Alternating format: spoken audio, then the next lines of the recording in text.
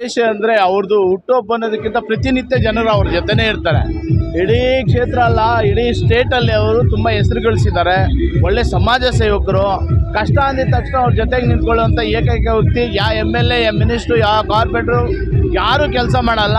ಅಂಥ ಕೆಲಸ ನಮ್ಮ ತಿಪ್ಪಸಂದ್ರ ಗಜಿಯಣ್ಣವರು, ತಿಪ್ಪಸಂದ್ರ ಗಜಿಯವರೇ ಅಂತ ಹೆಸರುವಾಸಿಯಾಗಿರೋಂಥ ಗಜಿಯಣ್ಣ ಬ್ರದರ್ ಅವ್ರಿಗೆ ಹೃದಯಪೂರ್ವಕವಾಗಿ ಭಾರತೀಯರ ಸೇವಾ ಸಮಿತಿ ಹಾಗೂ ಎಲ್ಲ ಯುವಕರ ಕಡೆಯಿಂದ ಹೃದಯಪೂರ್ವಕವಾಗಿ ಅವರಿಗೆ ಹೃದಯಪೂರ್ವಕವಾದ ಹುಟ್ಟುಹಬ್ಬದ ಶುಭಾಶಯಗಳನ್ನು ಅರ್ಪಿಸ್ತೀವಿ.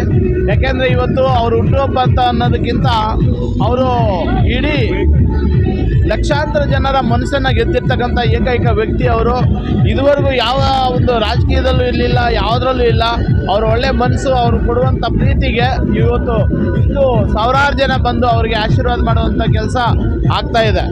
ಹಂಗಾಗಿ ಇವತ್ತು ನಾವೆಲ್ಲರೂ ಬಂದು ಅವರಿಗೆ ಹುಟ್ಟುಹಬ್ಬದ ಪ್ರಯುಕ್ತ ವಿಶೇಷವಾದ ಒಂದು ಸನ್ಮಾನವನ್ನು ಮಾಡಿ ಸದಾ ಅವರ ನಗನಗ್ತಾ ಆರೋಗ್ಯ, ಭಾಗ್ಯ, ಸುಖ, ಶಾಂತಿ ಅವರ ಕುಟುಂಬಕ್ಕೆ ಕೊಡಲಿ. ಆರೋಗ್ಯವಾಗಿ ಅವರು ಸದಾಕಾಲ ನಮ್ಮ ಜೊತೆಗೆ ಇರಬೇಕು. ಅಂಥ ವ್ಯಕ್ತಿಗಳಿದ್ದರೆ ಎಷ್ಟೋ ಲಕ್ಷಾಂತರ ಯುವಕರು ಸ್ಫೂರ್ತಿ ಆಗ್ತಾರೆ. ಜೊತೆಗೆ ಅವ್ರ ಜೊತೆಗೆ ಕಷ್ಟ ಸುಖಕ್ಕೆ ಸ್ಪಂದಿಸುವಂಥ ವ್ಯಕ್ತಿ ಅವರು.